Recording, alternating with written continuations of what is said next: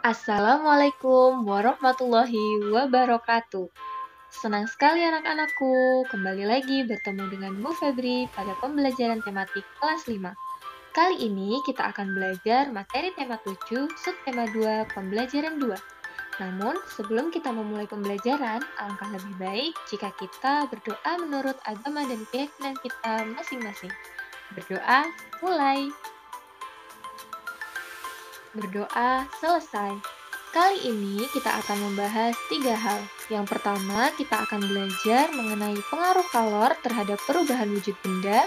Yang kedua, kita akan belajar mengenai peristiwa menjelang dan sesudah pembacaan teks proklamasi. Dan yang ketiga, kita akan belajar mengenai karya tari tunggal, karya tari berpasangan, dan karya tari berkelompok.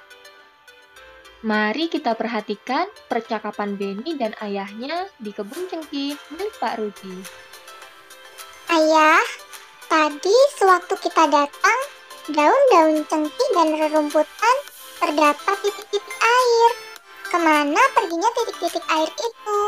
Mengapa sekarang tidak ada lagi? Itu namanya embun.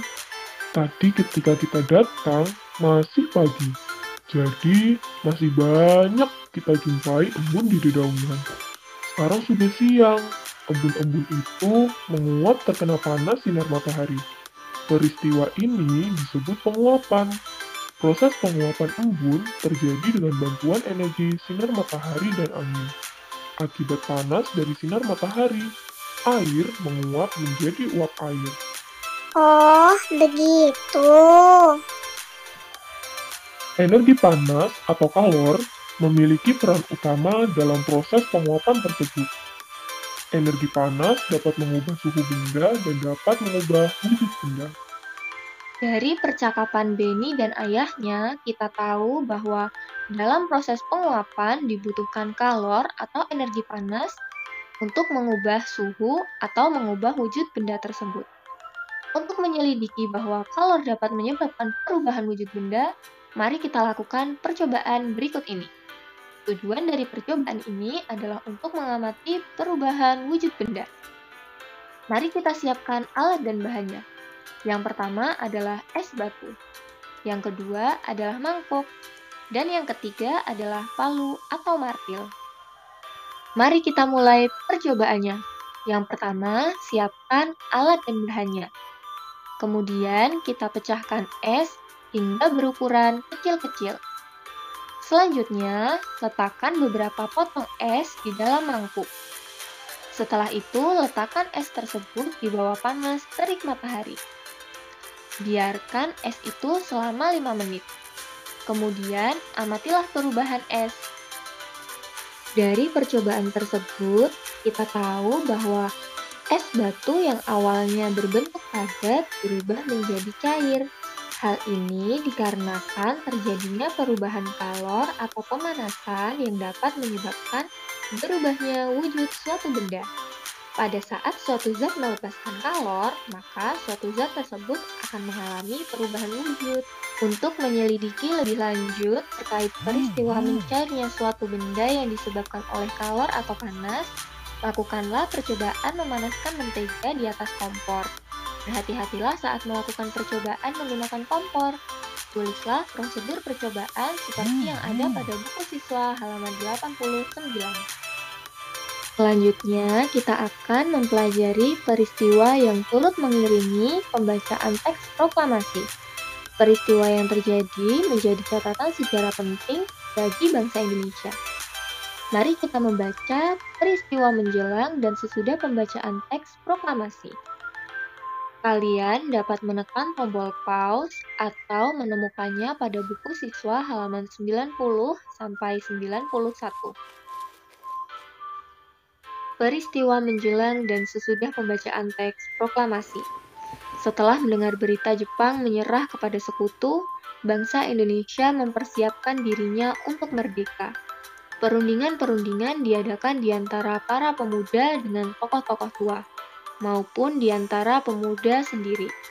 Walaupun demikian, antara tokoh pemuda dan golongan tua sering terjadi perbedaan pendapat. Akibatnya terjadilah peristiwa Rengas Dengklok. pada tanggal 16 Agustus pukul 4 WIB, Bung Hatta dan Bung Karno beserta Ibu Fatmawati dan Guntur Soekarno Putra dibawa ke Rengas Dengklok agar tidak terpengaruh oleh Jepang. Tujuannya mendesak golongan tua untuk segera memproklamirkan kemerdekaan Indonesia.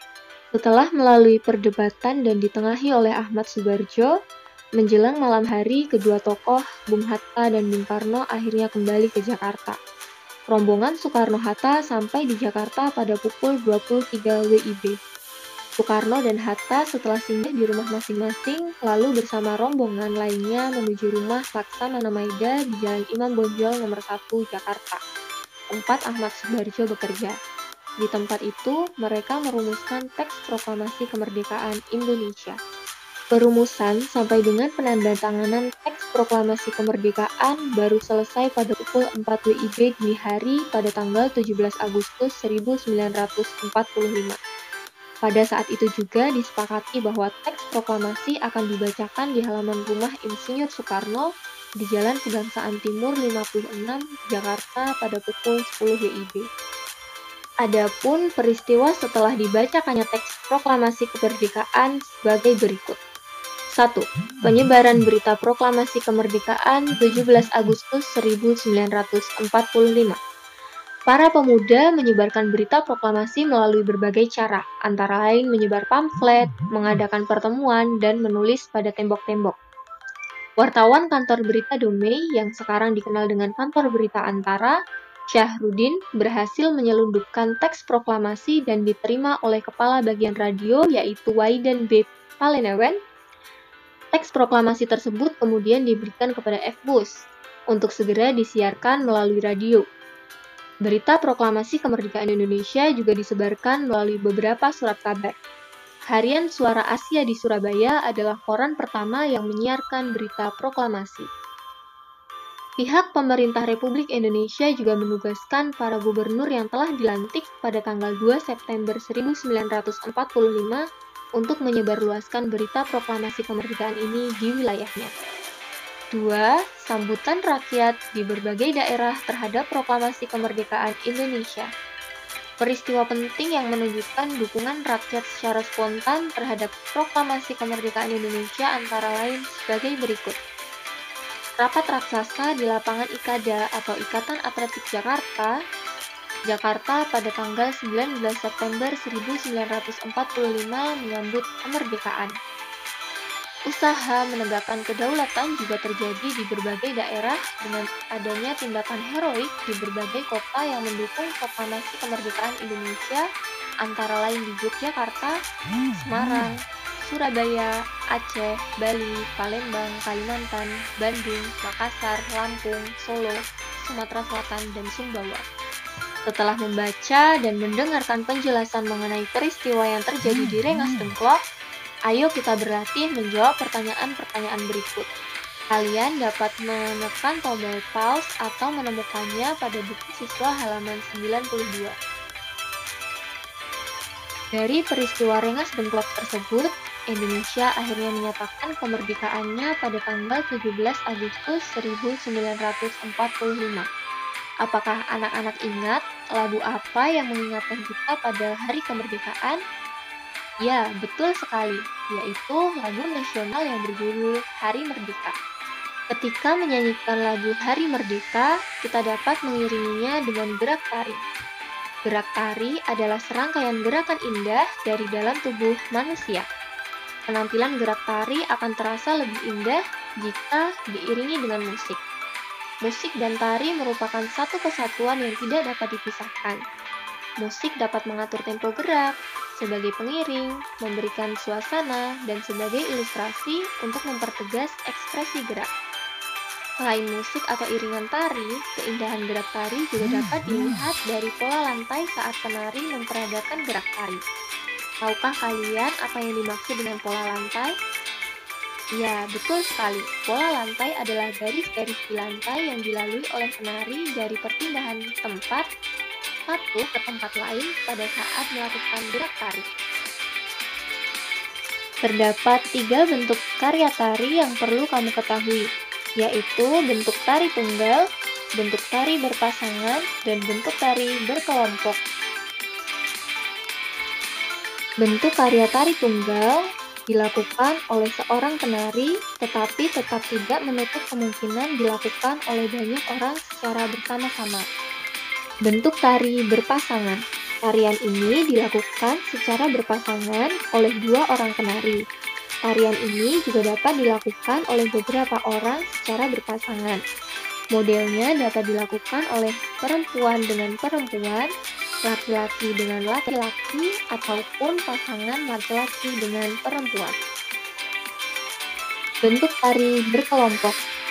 Tarian ini dilakukan secara berkelompok atau dilakukan oleh orang banyak secara bersama-sama. Demikianlah pembelajaran pada hari ini. Semoga dapat bermanfaat bagi anak-anakku sekalian. Tidak lupa bisa diucapkan terima kasih kepada anak-anakku yang senantiasa antusias dalam mengikuti pembelajaran. Terima kasih juga kepada kedua orang tua atau wali yang telah mendampingi putra-putrinya dalam belajar. Billahi taufiq wal hidayah. Wassalamualaikum warahmatullahi wabarakatuh. Sampai jumpa.